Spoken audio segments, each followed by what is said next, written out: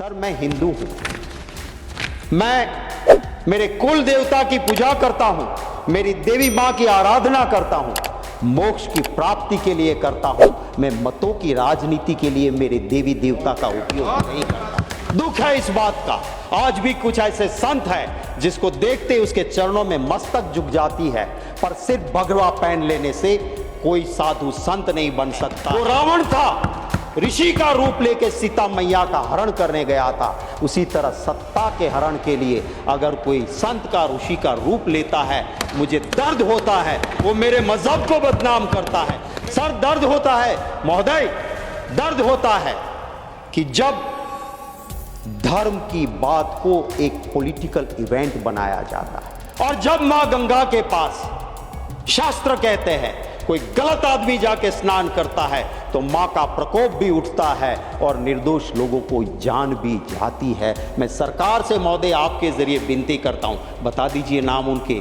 कौन कौन वहां पे गए थे, किसकी मृत्यु हुई है। मेरे साधु संत मेरे लिए मेरे दिलो दिमाग में रहते हैं, मैं नमन करता हूं, पर सिर्फ वो कपड़े पहन के किसी वीआईपी को नहलाते हैं क्या? ये अच्छा लगता है? साधु संत का काम है क्या?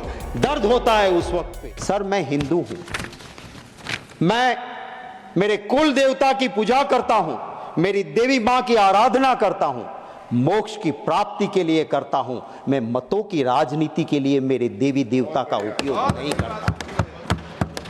मैं हिंदू हूं, मुझे फक्र है कि मेरे मजहब में ऐसे धर्म गुरु हुआ करते थे कि राजा, सत्ता पे बैठने वाले उस राजा को भी पीठ पे वो पहले दंड मारते थे कि राज सत्ता पे बैठने से पहले याद रखना कि तुम्हारे ऊपर भी धर्म सत्ता है। दुख है इस बात का, आज भी कुछ ऐसे संत हैं जिसको देखते उसके चरणों में मस्तक झुक जाती है, पर सिर्फ भगवा पहन लेने से कोई साधु संत नहीं बन सकता है। वो रावण था, ऋषि का रूप लेके सीता मैया का हरण करने गया था। उसी तरह सत्ता के हरण के लिए अगर कोई संत का, ऋषि का रूप लेता है, मुझे दर्द होता है, वो मेरे मजहब को बदनाम करता है, मेरे धर्म को बदनाम करता है। ऐसे को साधु संत कहलाने का कोई अधिकार नहीं है। सर दर्द होता है महोदय, दर्द होता है कि जब धर्म की बात को एक पॉलिटिकल इवेंट बनाया जाता है। मेरा हिंदू धर्म वो है, वो एक गरीब के लिए भी कहता है कि मन चंगा कथरोट में गंगा। जाने की जरूरत नहीं, तू गरीब है भाई, तेरा मन साफ है तो तेरी कथरोट में भी मां गंगा है। और जब मां गंगा के पास शास्त्र कहते हैं कोई गलत आदमी जाके स्नान करता है तो मां का प्रकोप भी उठता है और निर्दोष लोगों को जान भी जाती है। मैं सरकार से महोदय आपके जरिए विनती करता हूं, बता दीजिए नाम उनके, कौन कौन वहां पे गए थे, किसकी मृत्यु हुई है। मैं पूरी कांग्रेस का पार्टी की ओर से श्रद्धा सुमन समर्पित करते हुए मांग करता हूं कि पूरी लिस्ट जारी की जाए।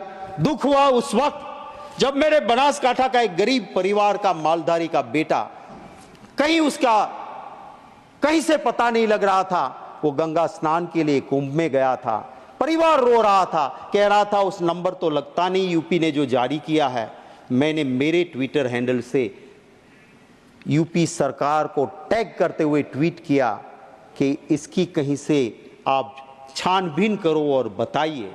दुख है, मेरा तो ऑफिशियल ट्विटर हैंडल है, सर्च करने पे मेरा नंबर भी मिल जाता है। कोई सरकार के किसी भी अफसर का अभी तक एक मेंबर पार्लियामेंट को फोन नहीं आया कि गुजरात से युवा आया था और इसका हमने ये छानबीन की है। राजनाथ सिंह जी भी थे वहां पे मुख्यमंत्री, और भी रहे। मैंने परसों ही यहां पे पूछा, कहा उन्होंने यहां शक्ति सिंह कभी भी वीआईपी के लिए कुंभ में कोई व्यवस्था हम नहीं की थी और कभी भागदड़ दिक्कत नहीं हुई थी। क्यों आप की ऐसे?